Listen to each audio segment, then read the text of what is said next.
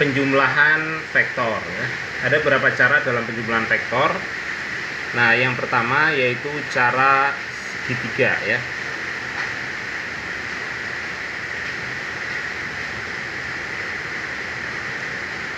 Nah, cara segitiga ini nanti begini, misalkan di sini ada dua vektor, vektor A. Di sini akan saya tambahkan dengan vektor B. Nah, maka nanti caranya ujung vektor A itu ditempelkan dengan pangkal vektor B. Jadi nanti gini.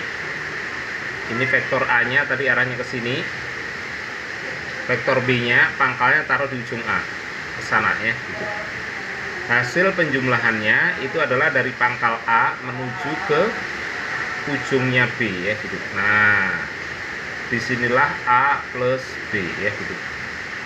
Inilah cara segitiga. Nah, yang kedua ada cara lain yang disebut dengan nama cara jajaran genjang.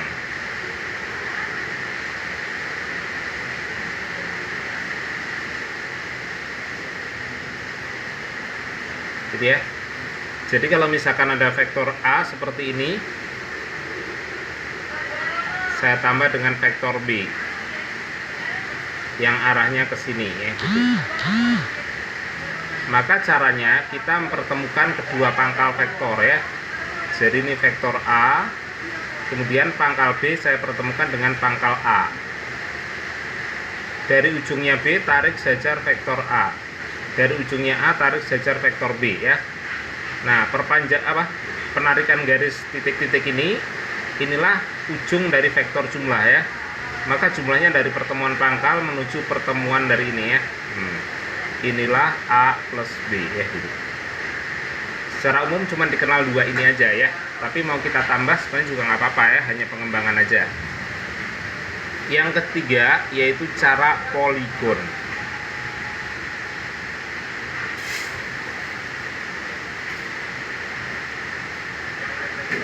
Sebenarnya poligon ini pengembangan dari cara segitiga. Maksudnya pengembangan gimana nih gitu. Nah, jadi kalau misalkan segitiga itu kalau vektornya cuma 2. Kalau vektornya ada 5, ada 10, nah namanya bukan segitiga lagi. Nah, terus kalau cara jajaran genjang itu hanya bisa dipakai kalau vektornya ada 2. Nah, sekarang misalkan gini, ini ada vektor A. Arah ke sana ya. Saya tambah B. Arahnya ke sana ya. Saya tambah C. Misalkan C arahnya ke sana ya, ke bawah ya. Saya tambahkan D. Misalkan D agak ke sana itu ya. Nah, gimana cara menjumlahkannya? Nah, ini mirip cara segitiga. Nah, vektor pertama saya gambar aja dulu. Vektor A. Selanjutnya pangkalnya B taruh di ujungnya A. Vektor berikutnya pangkalnya taruh di ujung vektor sebelumnya ya. Vektor C ini pangkalnya taruh di ujungnya B. C sana ya. Vektor D pangkalnya ditaruh di ujungnya C. Maka jumlahnya dari pangkal awal menuju ujung akhir.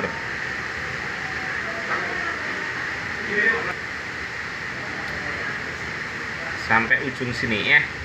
Inilah vektor apa? A tambah B tambah C tambah D ya. A tambah B tambah C tambah D. Gitu ya. Cara keempat, ada istilah cara proyeksi. Cara proyeksi ini sebenarnya lebih sering dikenal di fisika, jarang dipakai di matematika. Nah, syaratnya cara proyeksi ini kita harus sudah mengenali sistem koordinat ya. Jadi semua vektor yang kita jumlahkan nanti akan kita proyeksikan ke sumbu-sumbu koordinat. Nah, caranya gimana? Nah, mari kita lihat. Jadi nanti ini misalkan ada sumbu Y, di sini ada sumbu X.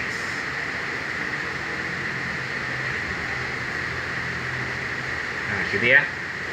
Ini sumbu Y. Misalkan saya punya vektor, arah vektor saya itu ke sini.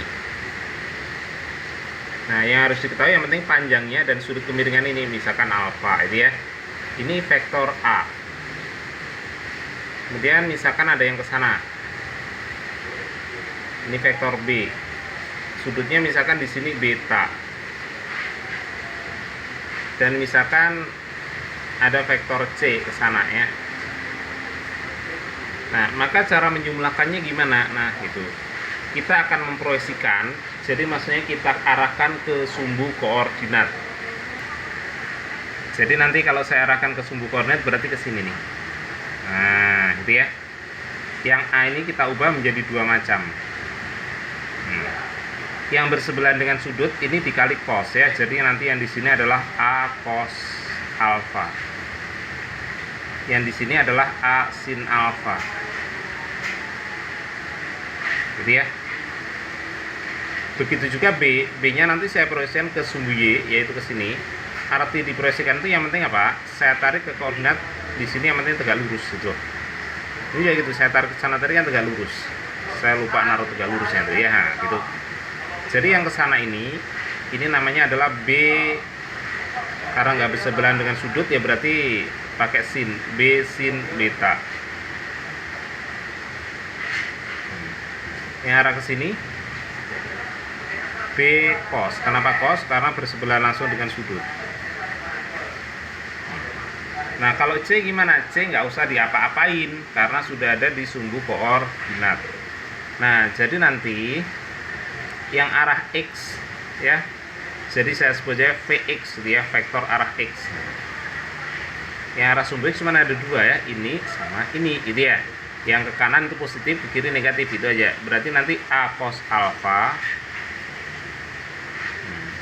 baru nanti ditambah dikurangi ya B cos beta gitu. Nah, terus nanti ada yang arah sumbu Y. Sumbu Y yang ke atas ada A sin alfa ditambah B sin beta. Oh ya, ini yang dipakai sebenarnya cuma besarnya aja ya. Kalau menjumlahkan ini besarnya aja cukup. Jadi besar A-nya berapa? Nggak usah pakai vektor aslinya. Jadi ini A yang di sini tuh besarnya aja ya. Nah, saya kasih tanda mutlak nanti besarnya. Nah, mungkin ini agak lanjut karena ada istilah besar vektor. Tapi nggak apa-apa ya. Mudah-mudahan nanti bisa dipahami sambil belajar berulang-ulang apa itu besar vektor. Jadi yang ke atas A sin alfa tambah B sin beta. Nah, nanti dikurangi C. Gitu ya. Nah, ini pun sebenarnya hanyalah besar vektornya saja. Atau ini nggak usah saya ini nggak apa-apa lah. Px dan Py ini nggak usah saya kasih tanda ini karena ini sebenarnya bukan vektornya. Ini nanti baru nilai skalarnya ya, nilai bilangannya. Nah, terus nanti arah besar vektornya ya, besar vektor jumlahnya itu saya dapat pakai Pitagoras yaitu Vx kuadrat tambah Vy kuadrat gitu ya. Terus nanti untuk kemiringan sudutnya arahnya kemana ya? V ini apa ke sana ya, tergantung sudut ini. Sudut ini saya dapat dari Vy dibagi dengan Vx ya. Seperti itu. Itu nilai tangannya ya. Nah, kalau misalkan tangannya sudutnya lancip ya berarti di sini di kuadran 1. Kalau misalkan tangannya 120, sudut tetanya 120 nah ya nanti arahnya ke sana itu ya. Di kuadran 2 dan seterusnya. Oke ya, demikian tentang penjumlahan vektor. Saya kasihkan 4 cara. Mudah-mudahan bisa dipahami.